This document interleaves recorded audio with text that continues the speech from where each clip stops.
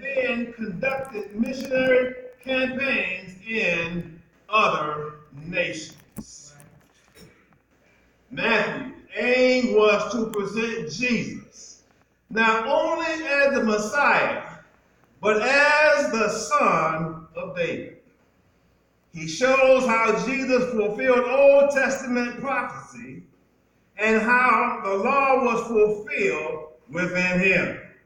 Matthew also points out how Israel's rejection of Christ is in accordance with prophecy, and how that rejection caused the transference of the divine privilege of the Israelites to the Christian community. Storms, weathering the storms of life. There will be storms in your life. And when I look at storms, they're usually a barometric pressure in the atmosphere. Now, today we're going to look at Jesus as he closes out his inaugural address in the Gospel of Matthew. He preaches, teaches. Matthew 5 and 6 and 7 is called the Sermon on the Mount. Here Jesus closes out his great inaugural address, had completed extensive teaching. Matthew chapter 7, verses 28 and 29. But if we look at those two verses before we go to our text, it says that it came to pass, when Jesus had ended these sayings, the people were astonished at his doctrine. For he taught them as having authority and not as the scribes. The types of storms. There are blizzards. There's a hailstorm. There's heavy rain. We have ice storms, lightning, thunderstorms, and windstorms. A few years ago, there was a storm that touched down here in Grand Rapids, and the meteorologists, I believe, had really missed it. And they didn't want to say it was a tornado, but they said, well, it's just straight winds. And it got so close to my house. My wife and I were listening to it, and they say it's on 44th and Kalamazoo. Then they said it was on 52nd and Kalamazoo. And it just kind of danced all around my house. I didn't lose any power, but the next day I got up to go to work. Tried to drive down 44th Street, and it looked like a war zone. The storm had touched all around my house, but God bless, it never affected us. Storms.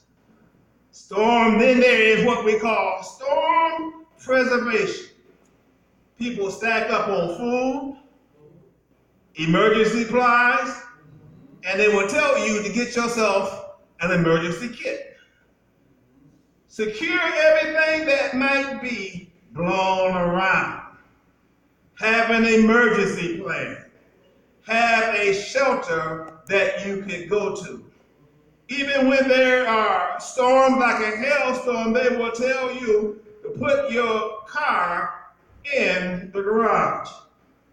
Heavy storm. My brother, for quite some time, lived in Oklahoma City, and that region was called Tornado Alley. Every year, storm, tornadoes would come through there and just rip and tear up things. And there was a team, I believe it was two brothers or a father and a son, that they were storm chasers. And next thing you know, you would hear them say, here it comes, here it is. But the storm turned and killed both of them. Sometimes we just don't know how bad storms are really going to be. And storms, they will tell you, in a severe storm, to stay away from windows and doors. If you are in a car, stop the car away from trees and power lines. Then they have different categories for storms. Number one, they said, well, that's the number 4 storm. When it comes to storms, there are building codes designed and tested to weather storms. Even a few years ago when the levee broke in, I believe, Louisiana, there had been an Army Corps of Engineers who had come through there and said that we can do this wall is good enough, but the storm excelled over what they had stated.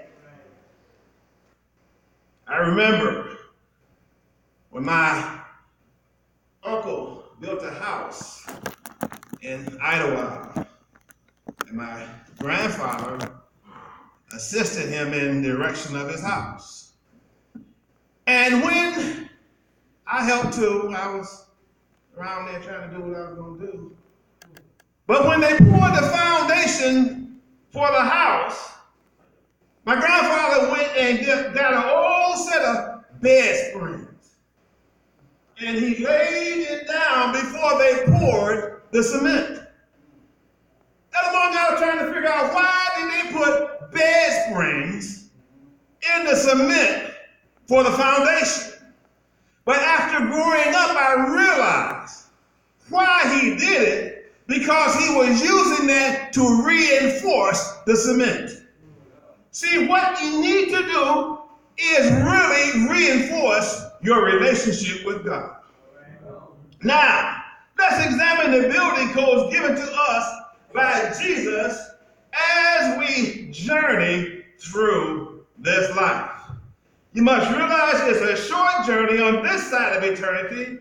We're only passing through here. We're only passing through. I've been around building just a little bit based on the job I had. And when they would dig a foundation, the general contractor would say, well, it has to be at least 4 feet deep. And the reason that the foundation has to be, the footings have to be at least 4 feet, because when the frost goes down, it being that deep would not allow the building to shift. See, sometimes there is a shift in our lives, and sometimes we move back and forth. Because why? There will be a storm that's going to come to your life. Matthew chapter 7, and we're going to start at verse 24 through 27. Somebody read that for me, please. Therefore, whosoever heareth these sayings of mine, and doeth them, I will liken him unto a wise man which buildeth his house upon a rock. Now look what he says. Therefore, as a result, first of all, are those that hear what I say and do what I say. Then he talks about them being a wise man. You know, it's something when, especially an older person is full of wisdom, and they try to inform younger people, but sometimes they just won't listen. And I've gotten to the point in my life where, now, if I see you on the other side of the river, and you're trying to get over to where I'm at, I will not swim across and bring you over. But what I will do, I will give you the instructions how to cross the river. Hello, somebody. Because, see, if I go get them, they really haven't learned anything. But if they listen, I can tell them where all the sinkholes are at. So Jesus said,